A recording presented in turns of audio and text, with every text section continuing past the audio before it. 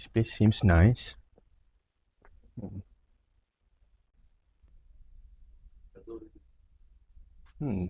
I guess this is the place for the interview.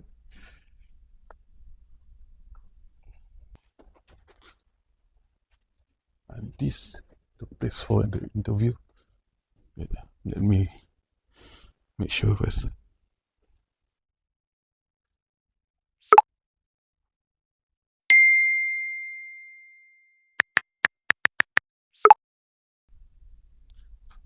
Oh, I think this is the place for the interview. Hey, this is Hi. for the interview? Yes, this Oh. is the place for the interview. Okay, same. I'm interview here too. What's your name? My name is Zakir. Oh, my name is Iman. Nice to meet you. Yeah, nice to meet you too.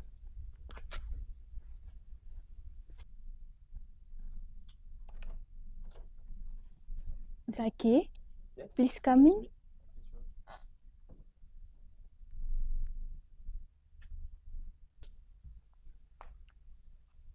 Hi, good morning. Thank you for having me.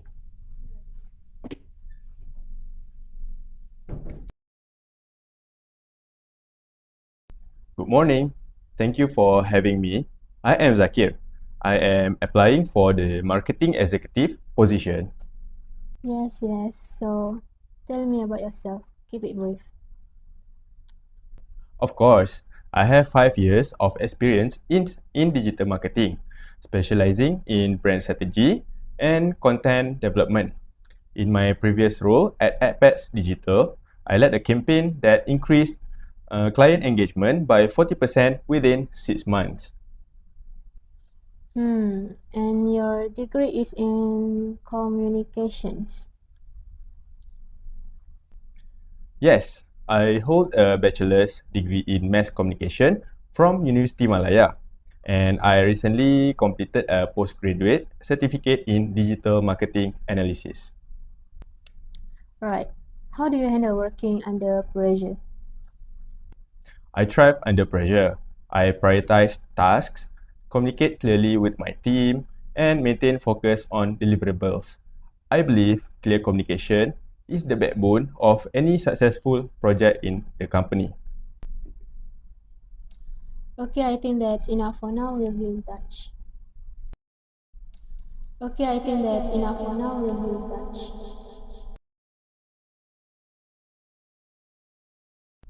Thank you for your time. I hope I'll be hearing from you.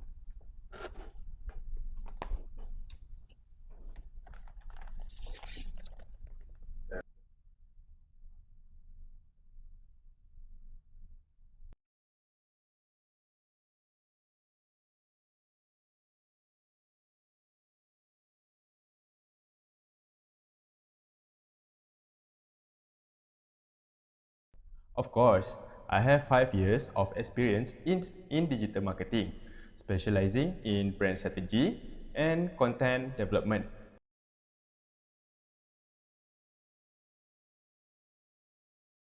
In my previous role at AdPads Digital, I led a campaign that increased client engagement by 40% within 6 months.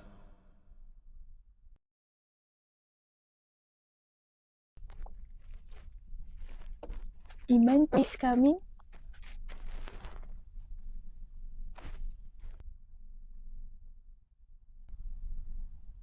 Iman, come in. Wow, it's been a while. Sit down.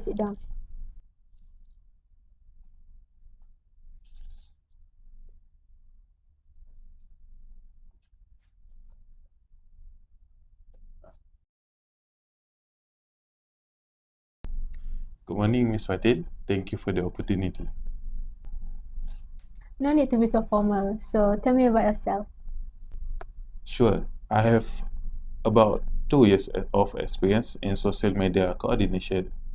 I have managed content calendars and assisted in running promotional campaign for a small retail business. 2 years. That's a good start. Experience isn't everything. Attitude and cultural fit matter a lot here in Zora. I appreciate that. I am very eager to learn and grow. Exactly the kind of energy we need. Now, I know you're still building your portfolio, but honestly, I think you fit right in here. We need someone adaptable.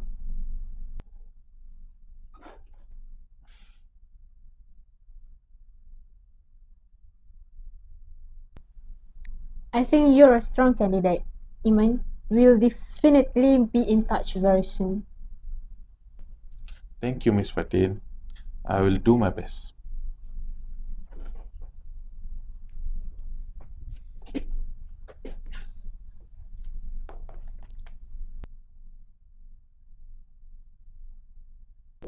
Fatin, can I have a word with you after we submit the report? Sure, no problem.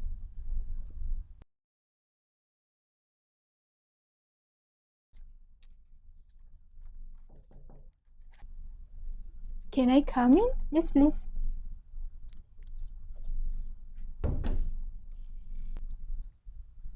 Fatin, I need to be straightforward with you. I'm concerned about how today's interview was conducted. What do you mean? I follow the format. Did you, with Zaki, you kept the interview short, barely engaged, and seemed distracted. With Iman, you were warm, encouraging, and you told him he was a strong candidate before we even reviewed the score. I was just being friendly. Iman has a great attitude.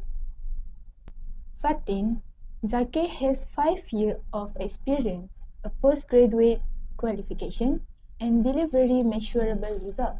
Iman has 2 years of general coordination experience. On paper, Zaki is significantly stronger.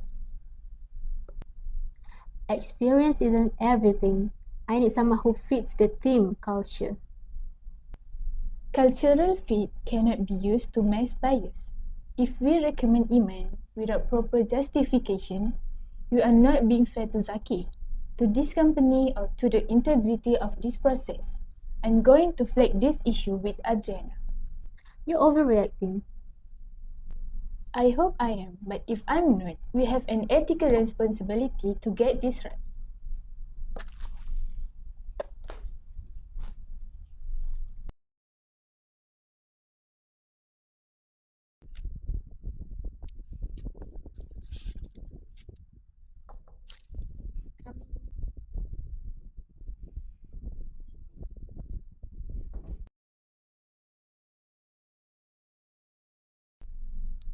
Fatin, Najwa has brought some concern to my attention regarding to this interview. I would like to discuss this openly and professionally. I was just doing my job. I evaluated both candidates fairly. Let me share what Najwa observed, and then you can respond it.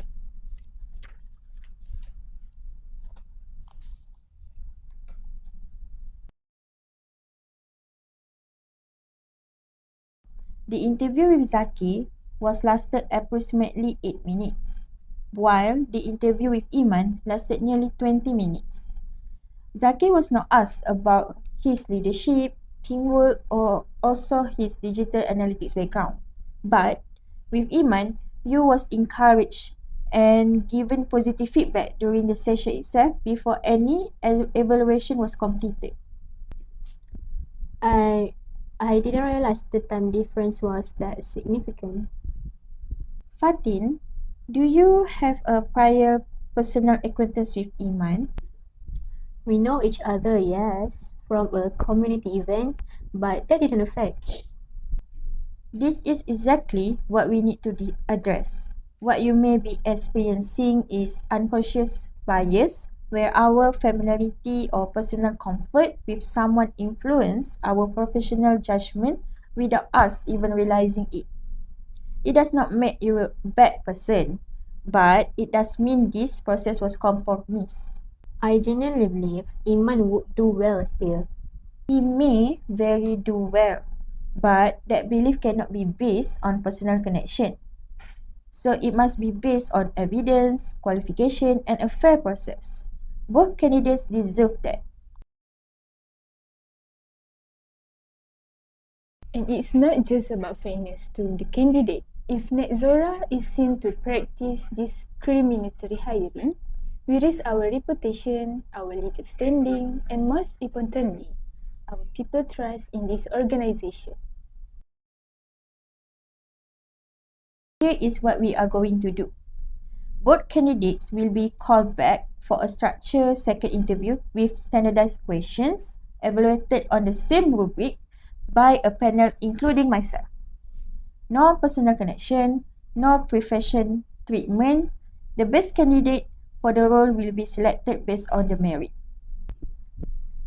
You're right. I apologize. I didn't intend to be unfair. I will support whatever process you decide. Thank you, Fatin. That takes integrity to acknowledge. This is how we grow as professionals by being willing to reflect on our blind spot. Let's do this the right way for everyone involved, okay? Okay. Hello, Assalamualaikum. Today, I would like to describe about the role of each members that play a different role to demonstrate how ethical communications can affect the hiring process. Firstly, Adriana played the head of human resource at Nazara Corporations. Her role was to ensure that the recruitment process remained fair and ethical. After receiving concerns from the HR officer, she investigated the interview process, identified unconscious bias, and proposed a fair solution by conducting a second structured interview based on merit. Next, Najwa was added as the senior HR officer and observer. Throughout the interviews, she carefully observed the behavior of the hiring manager and noticed unequal treatment between the candidates. She demonstrated ethical communication by professionally raising her concerns to the head of HR instead of remaining silent. Fatin was played the hiring manager and interview panel member. Her character unintentionally showed unconscious bias by giving special treatment to one candidate due to a personal connection while not giving equal opportunities to the other candidates. This role represented how personal bias can influence professional decision making. Zaki portrayed the highly qualified job candidate. Although he had strong academic qualification and relevant work experience, he was treated unfairly during the interview because of the hiring manager's bias. His role highlighted the negative impact of discrimination in the recruitment process. Lastly, Iman played the less qualified candidate who received favorable treatment because of a personal connection with the hiring manager. Although the character felt uncomfortable with the unfair advantage, it illustrates how favoritism can compromise fairness and ethical hiring practices. Together, these 5 rules help us demonstrate the importance of ethical communication, fairness, transparency, and also professionalism in the hiring process. That's all from me. Thank you.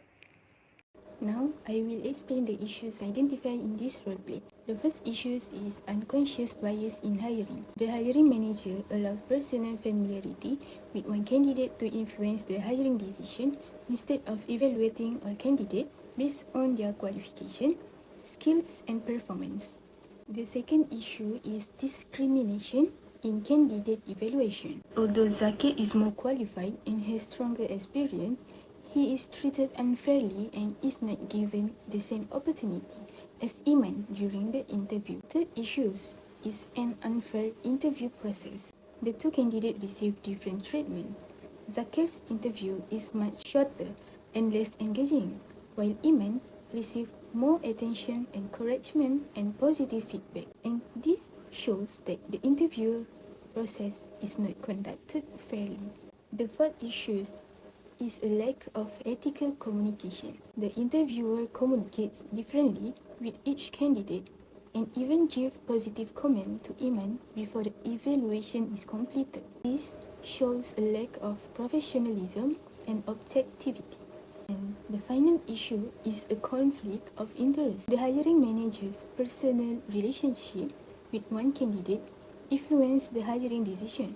This compromises the fairness and integrity of the recruitment process. In conclusion, this issue shows how bias, discrimination, and unethical communication can affect hiring decisions and damage the organization credibility if they are not addressed.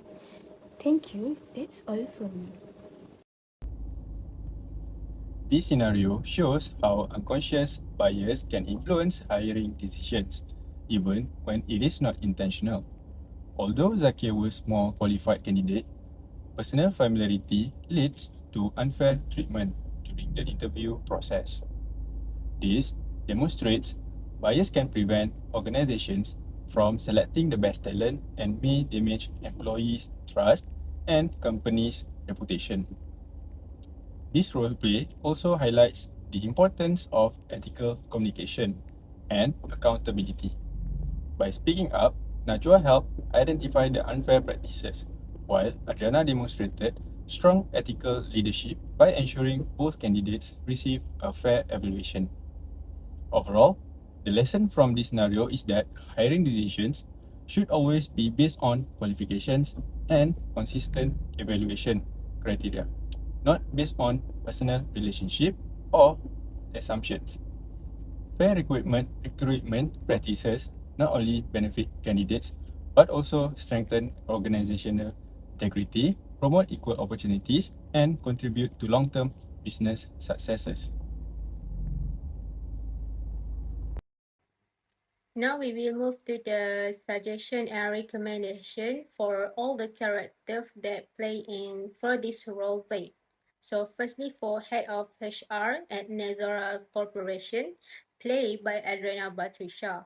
So the recommendation for this character is to implement mandatory unconscious bias training for all hiring managers, and also enforce panel justification reports requiring written reasons for hiring decisions.